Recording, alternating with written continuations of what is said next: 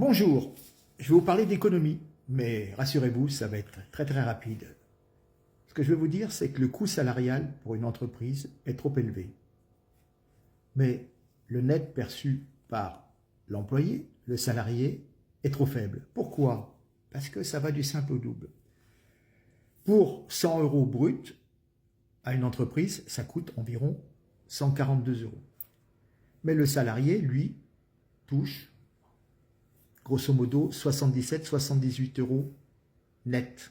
Alors que dans d'autres pays, le coût salarial, pour la même somme pour l'employé va même toucher plus parce qu'il y aura moins de prélèvements, et pour le patronat, pour le patron, ça va lui coûter, admettons, 120 ou 115 euros.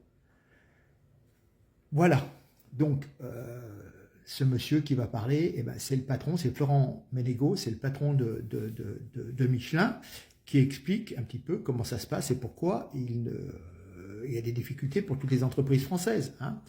Je rappelle, j'ouvre une parenthèse, il n'en parle pas, mais Michelin ne fait pas de bénéfices, autant que je me souvienne, en France. C'est-à-dire qu'ils ont des usines à l'étranger, il y a un mix, ce qui fait que, grosso modo, ils équilibrent les comptes. Mais s'il n'y avait que la fabrication française, si vous voulez, ça serait très très délicat. Déjà, c'est pour ça que leurs pneus sont plus élevés. Et il y a des différences qui vont pratiquement du simple au double avec la production asiatique. Si vous avez une voiture, vous demandez d'avoir ce qu'on appelle une monte de pneus en Michelin, c'est quand même, c'est une top qualité, mais ça coûte quand même plus cher que certains produits asiatiques. Voilà, donc ça fait un peu causer tout le microcosme politique et économique, parce que ce monsieur, quelque part, il est lanceur d'alerte. Hein. Il balance tout.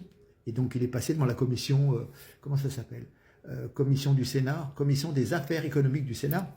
Et pendant 2 heures, il leur a tout expliqué, clair, net. Et puis voilà, le constat, c'est ça. Le constat, c'est ça, mais pourquoi il en faut toujours plus? L'État ne fait pas d'économie, donc a toujours besoin de plus d'argent. Et puis, toujours besoin de plus d'argent pour verser des prestations sociales. Si vous avez 500 000 personnes qui viennent chaque année, malheureusement, ils ne trouvent pas du boulot. Il y en a peut-être 100 000 qui trouvent du boulot, et encore 100 000 qui vont travailler, qui vont cotiser. Mais les autres 400 000, ils ont droit à des prestations, ils ont droit à des soins à l'hôpital, etc., etc. Donc, si vous voulez, on charge de plus en plus en frais l'État français, qui a déjà du mal à faire des économies, mais on lui en rajoute en plus chaque année, ce qui fait qu'il dit « Ah bah tiens, je vais en prendre plus sur le dos des entreprises, je vais en prendre peut-être sur les retraités, je vais en prendre sur les salariés, pour payer ceux qui viennent et qui tendent la main en étant réfugiés, migrants, etc., etc., pour récupérer des sous. » Ou simplement pour assurer un logement, même si c'est leur donner des repas très basiques, mais tout ça a un coût.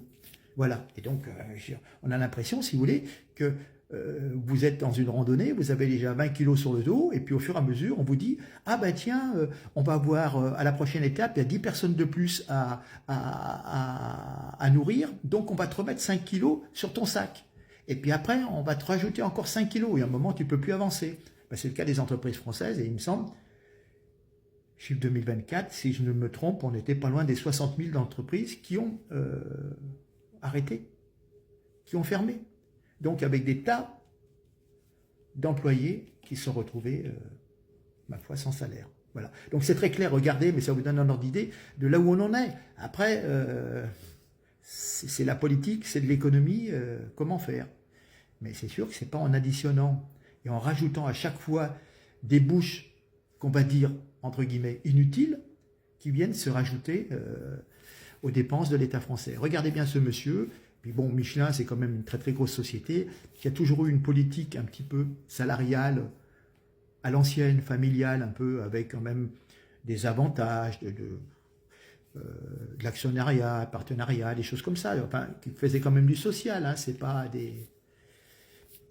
des tueurs, quoi. Mais bon, regardez, mais c'est très instructif, et puis ça vous permet d'avoir, en 1 minute, vous avez tous les éléments. C'est clair, c'est net. Regardez.